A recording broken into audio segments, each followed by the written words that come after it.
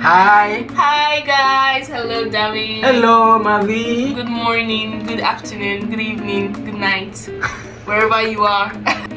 Dami, how are you doing today? Very well. Excited for this episode. How about Awesome. you? I am more than excited. You see. You can see the excitement that it came with a cap. I am more than excited. I am ready to go. Can you introduce the topic of today? Well, guys, the reason for this cap is because the episode that we have today is quite an interesting one, and it is titled Father versus Pops. And you can see the pops, for those that were born, the millennials back.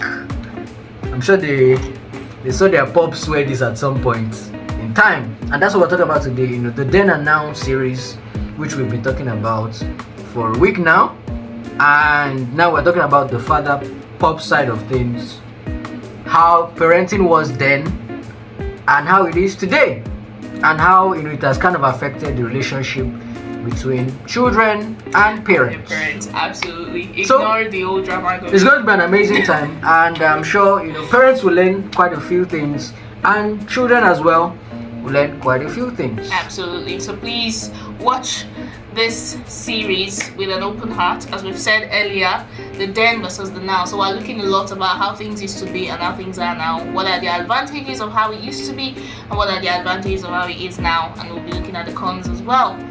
So, Dami, what's the first thing that we're talking about today? So the first thing, pretty much, as we always like to start, is what was it back then?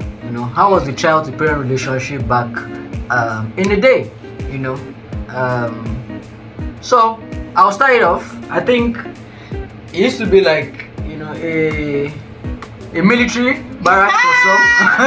For some, For some, it was a military barracks. Yeah. You take orders. You take orders, strict orders. And you obey them. So in this instance, your parents used to be the military officer, your senior officer, who gives the order. This is my home. Go to bed now. You go to bed. That's it. Yeah. So it was a relationship of taking orders. That's right. Back in the day, and there was no point where you could second guess or try to give your opinion on the matter. So it used to be like that, pretty much taking orders. For most homes, and it wasn't a case of communication. Give and go. Your opinions and things like that. No. This is what I want you to do. I'm older than you. I know what to do. I've lived this year longer than you, and I know what's best for you. Absolutely. So once that best is delivered, it's for you to obey.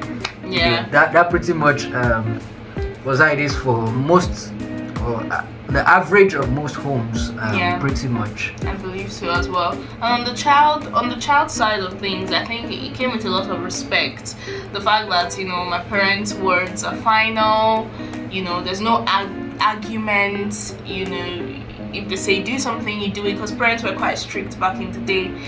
So it came with a lot of respect, a lot of honor, but most of which in certain homes was born out of fear, which wasn't really the best way to receive honor. So it was more like when dad is coming, once you hear the car driving or you hear the footsteps, you're like, you're racing, and everything. So I think that's also for the child. And there was also the bits where it felt like you couldn't share as much with parents, so it was limited to what kind of conversations that you had. Going back to communication, if you haven't seen that one, please go and see it. So going back to communication, it felt like the communication between parent and child wasn't as as good. Like you said, it was based on orders. There wasn't a lot of friendly conversations. It wasn't a thing of friendship between children and parents. It was more like, I'm responsible for you. So that leads I've been given a job. You've been put in my hands. Yeah, exactly. So you must come out the way that I want you to be. So, but I guess that nicely leads into what it is now, what it is like now. So what is this parent to child relationship like now? So although the topic says father versus pops, it's not limited to father to child. There's also mother to child we're talking about, but that's just the concept, if you understand. So I think, which it's even embedded in the title as well. So back then it was like a father, welcome back home. There was that. I still call my dad father, but there's more lovelier, sweeter, nicer terms that we use for our parents now. Pops, dad, daddy, more endearing terms that we use as opposed to just father back in the past. It's an authority figure. Yeah. Which father is a word that really tells you what their roles and responsibilities are in the family. Yeah. As opposed to a more friendlier term like pops or daddy. Yeah. It becomes a bit better. So what's it like now? I would say definitely more banters between parents and children, which I think they didn't quite have back in the day, unless in certain special occasions. But I think the majority of parent to child relationship was firmly it was based on being strict, respect, honor. There was all that stuff. But nowadays I see parents having banters with their children. It feels like children can now talk to parents more about. So communication has definitely improved for certain people and in certain homes, which is a very good thing. Yeah, I agree. Yeah. And from a child perspective as well, pretty much now there's more sharing. A lot of the time, kids didn't, because there wasn't a lot of feedback that was requested of the parents. There wasn't a lot of sharing what they were going through, or a lot of parents knowing hands-on what their day to day pretty much was. How was school? How was this? It was rudimentary. But now there's more a holistic understanding of the lifestyle, where it's they are involved in the everyday rather than the important things. That used to be then. For parents, the important things to be school, spirituality, and then eventually marriage. Friends. So, but now it's the little things, every bit about it that parents, are engaged with. I think it's funny because these days I feel like children are now becoming parents. Yeah. And that's another thing. That one feels like a topic by itself, but it actually is an evolution. Children are becoming parents, and so when they have their own children, it feels like two people just having fun, two friends, which is really nice. But of course, there's also downsides to everything. Everything has its downsides. So because when we started originally, we're talking a lot about honor and respect. So why does it feel like it's not there as much as it used to be now as opposed to back then? So why does it feel like respect and honor is now a debate in today's parent-to-child relationship? So pretty much I believe then the fundamentals of every home drew from faith. It drew from faith. Because every home was run from a faith perspective. As in most of them. Most homes. Most of them. If they were not developed from a faith base, they were developed from a traditional standpoint. Exactly. So either it's traditional or it's faith based. It always builds honor and respect into it. That's right. Culture is, because culture has it upholds, especially for the African descents, the thing of honor and respect is embedded in our culture. That's right. So from a traditional standpoint, that culture already builds the home that way, that this is where we're brought up to honor and respect elders. That's right. Faith based, if your parents are now also Christians or whatever faith, also now empowers that. So culture and faith bringing together that foundation of honor and respect. But now because now it's a newer generation. That more parents emerge from children. That's what I was saying. Children are now children are becoming parents.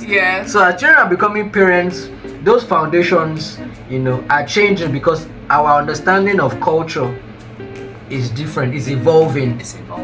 Not always nicely. Not always nicely, but as the children become parents, the way they hold on to the culture is not the same way as their parents did. And true. sadly, here it comes. faith also is not held as strongly as parents did as well. Absolutely not these days. So a lot of people are building their homes fundamentally on their own beliefs. Yes, based on their own past experiences. So how was it when I was growing up? What was it like relating to my parents? How hard was it to share my opinions to them? I think it's a good thing to reflect and try to be more I think it's a good thing to reflect and try to be more open about this thing. So when you have your own children, you're like, these were the good things that I imbibed from my parents, so I'm going to, and then the negative ones that I didn't quite like, especially like we're saying, not being able to talk to them about everything. So that way you want to be able to relate to your children about everything. But while all these things are good, like you mentioned, it's also true that the fundamentals, the basics, faith, culture seems to be slowly dying off. And even our African culture that we take so much pride in seems to now be influenced by other cultures that we're not very pleased with. Let me stop there before I start being violent against nations. Yeah. I agree. What came earlier? Something dropped. Yeah. So what dropped in my mind was the reason for the I would say it keeps becoming that foundation that was strong is gradually losing its strength is because the children that have become parents never understood why honor and why respect. Yeah. It was a military barracks for a lot of homes, and it was a case of taking orders, but they didn't understand why. There wasn't. Okay. So because that relationship was not, conversational. A lot of it was not conversation. Was order based. Especially if it was faith based. Because if it's faith based, you can't just pick and choose and say honor your father and your mother. There's a lot that goes on before that. There's the knowing God bits that then breeds that honor and respect in the child. But because the parents at the time weren't much of a faith person either, they just love the fact that if you're a Christian, if you identify as a Christian, your children will respect and honor you. And so they just enforced it without really properly bringing up their child. Understanding was what was missing. Understanding. And that understanding that was not delivered has gone on from generation to generation. That's right. Wow. So basically what we're trying to say, guys, if you feel a bit lost here, is that just like before you start learning the proper science with all the formulas and all the equations, you've got to learn basic things like matter. Matter occupies anything that occupies space and all that stuff. You've got to learn the basics before you go into the hard stuff. But when parents were raising their children in the past, it felt like they went straight into the tough stuff like respect and attitude and character, while forgetting the basic stuff like getting to know God.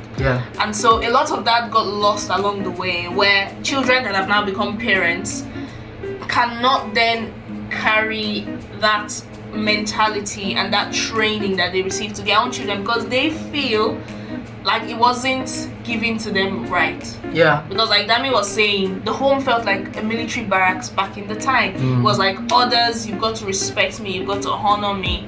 But they didn't understand that honor would come from getting to know God. So there wasn't that basis, that foundation was not laid. The house was built on the sandy soil. Yes. And so when it was transferred, reference to the Bible, and so when it was transferred, it collapsed. Yes, it did. Because even the manner in which it was transferred was bad. It wasn't right. God is not all about barracks and military. He's about love. And respect and honor would come from love. If someone loves you genuinely, you would respect them, you would honor them. But parents failed to really teach that bit of it. So it was mostly just respect me and honor me. And so me, or any other child that then grew up to be a parent, now felt like, no, that was absolutely unfair to them, and so they train their child without also. So as you can see, there is that continuity is not there. They lose it at the point because they feel like it's not right. So amazing. We seem to have really dived deep. So we've actually gone deep into the next 2 points that we're going to talk about, which is pretty much what were the positives and negatives from how it was then? Because to be honest, they all have their positives and negatives. So what were they, in terms of how parenting was back then? Okay, I'd say positives from parenting back then. I think it bred a lot of discipline. And we all know that we keep using the military barracks because it was very stern and very strict, but we know that the military men are very disciplined people. They have such self-control, and it's because of the kind of regimen that they go through, the kind of tasks that they do, and the way that they are treated, in a sense, that breeds that discipline. So even if our homes used to be like a barracks, it wasn't all bad because it did breed discipline. And so when we come out to a place where it feels like everyone lacks discipline, we feel very irritated about it, because we're like, I wasn't trained this way. You should have some self-respect. So a lot of things came out of it, including discipline. There was a lot of self-control, because we weren't allowed to just do stuff anyhow. So it came with a lot of self-control and discipline, which are two very good things, and diligence, a lot of hard work. Because myself, growing up, I use myself as an example now. We never had a washing machine. We never had washing machines. We never had dishwashers. We never had any of those stuff. We didn't have a Hoover. So literally, we used to bend. I don't know if my people know what a broom is, but if you don't know, please go and search for broom. Maybe add Nigeria behind it, and you see the actual broom I'm talking about. So we used to use that to sweep the house. We used to mop. Wash our clothes with our hands. Wash dishes by yourself, which nowadays people have dishwashers and all that stuff. So a lot of that bred hard work in us. So there were good parts to this, good sides to this parent to child relationship, because the parent in fact, some parents back then would say, I won't get a washing machine for you, so that you understand hard work. Some people might think of it as, oh no, you're abusing the child, you're maltreating the child, you're maltreating them. But no, it made me, and there's some of my clothes now, because I like certain types of materials that I can't wash in my washing machine because it kills it. So I use my hands, and I love it because it retains the quality of my material. So these were kind of the things that we were taught. Growing up, I used to wash my sneakers with my hands, get the brush, really get into the crevices.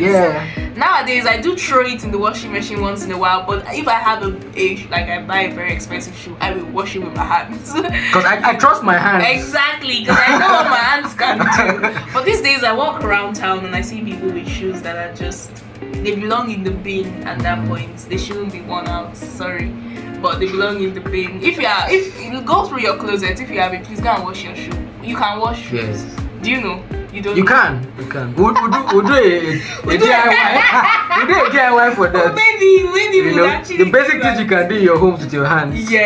So definitely, those were the things that you read, as opposed to today, where it feels like every child is just weird. Let's use that word. Let's use that word weird. Because I'm trying to be nice. Because I'm nice. I'm not trying to. No, she's nice. Mommy is nice. I mean, right?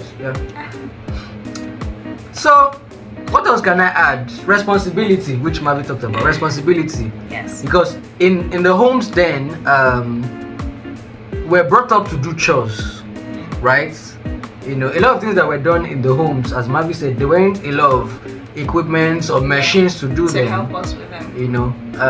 But at the same time also, parents taught us to do things, watch them do things and learn it. Yes. So a lot of things were not left to, you probably learn it yourself. You probably, if you think it's necessary for you, you learn it. But chores were structured our homes were structured in a way that there were chores that you had to do. Especially things like cooking. Cooking. You'd watch your parents. You watch your parents cook, and then they'll watch you cook.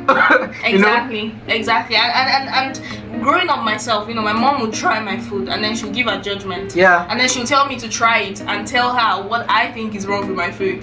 So there was a lot of hands-on teaching. It wasn't a go and watch a YouTube video and learn it. So, and of course, because we didn't have those things at the time, that's true.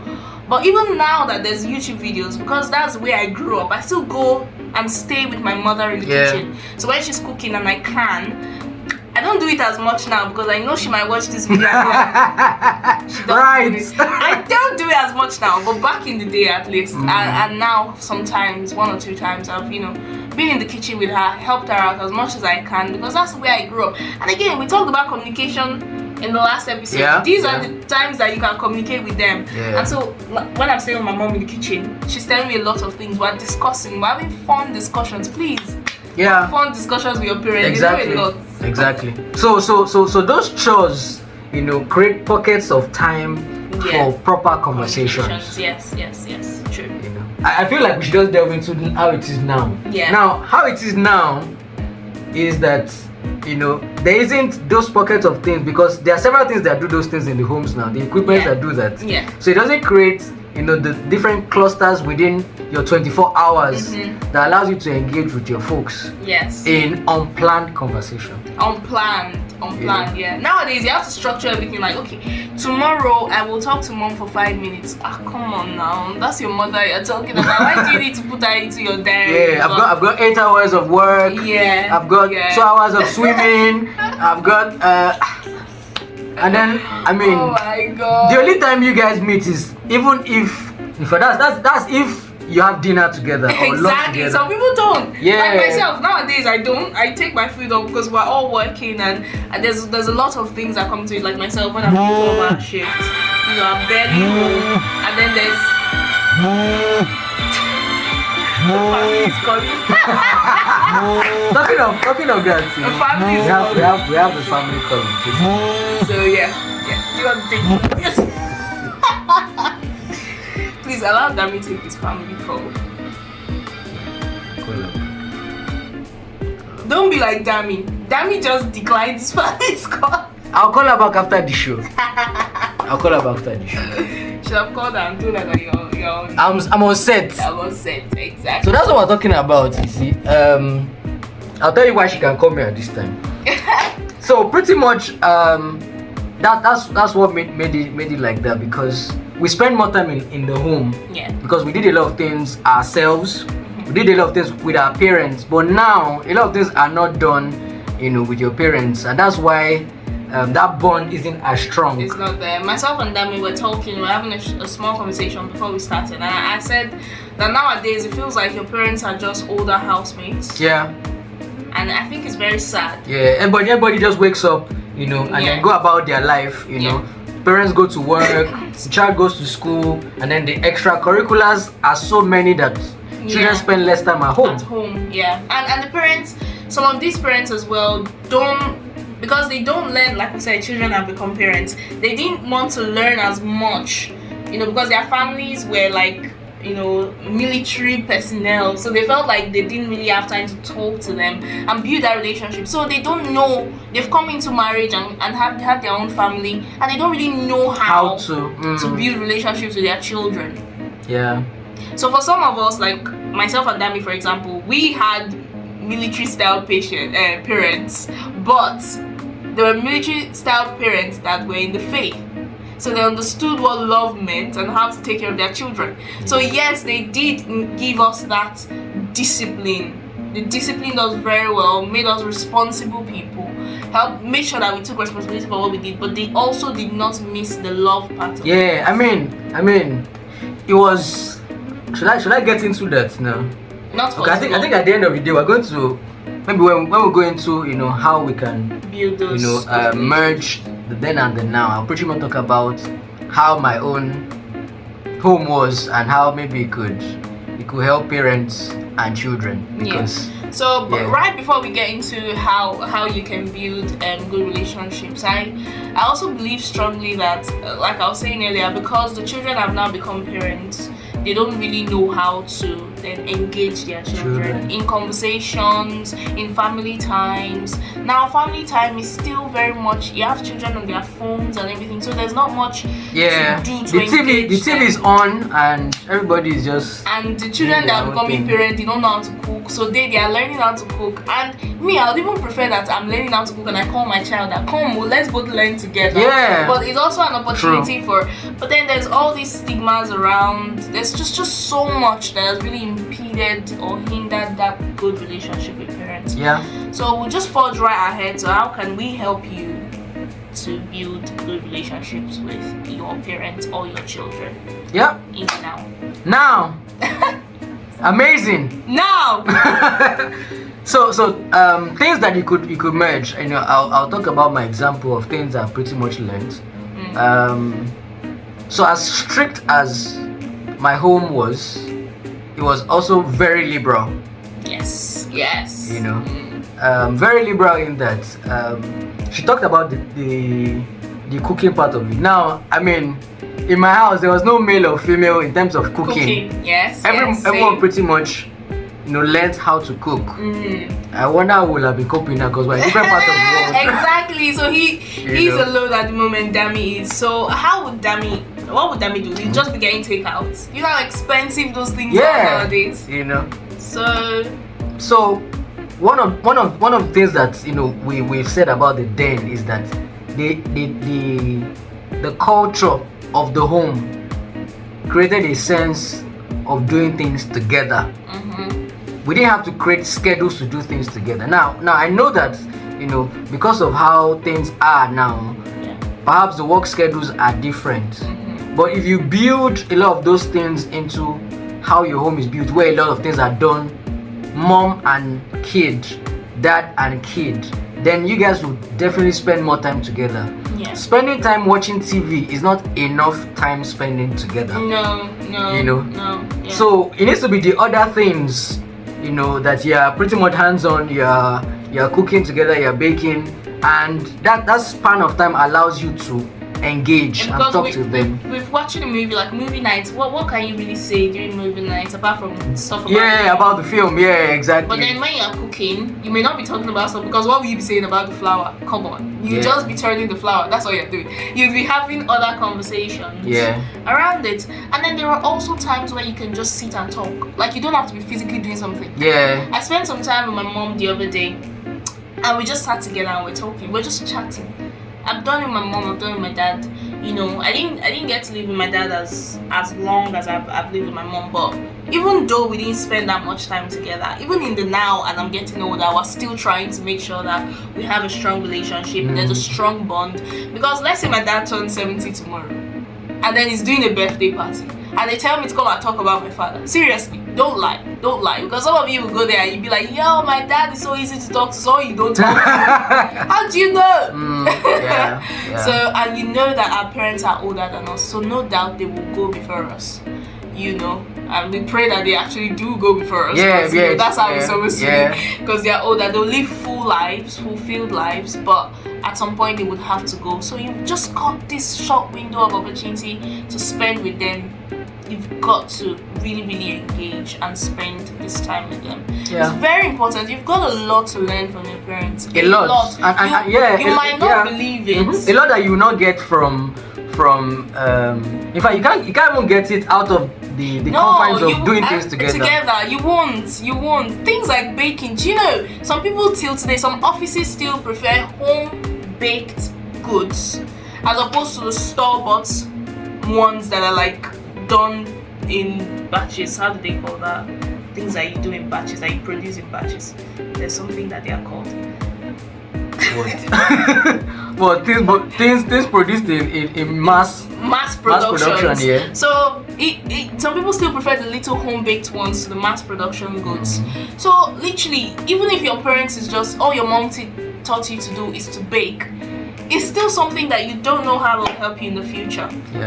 My mom taught me several things: baking, sewing. I didn't quite learn sewing from her as much as I should have, but today at least I can mend my clothes when I need to, and I mended one the other day, and now that I think about it, I'm just so glad that it's something that when you're talking about, I also remember this, which is another thing that was then, which might be missing now, is morning devotion. For those of us that are in the faith. Seriously though, that's a good one. These days, people don't have their morning devotions anymore. Even my family now, because we're so busy. But there will always be that time. I mean, I'm much older but now, so I can't expect that just because I live in their house I'll be doing my devotions with them. Do you know what time my parents leave for work? I just think about the power of that moment.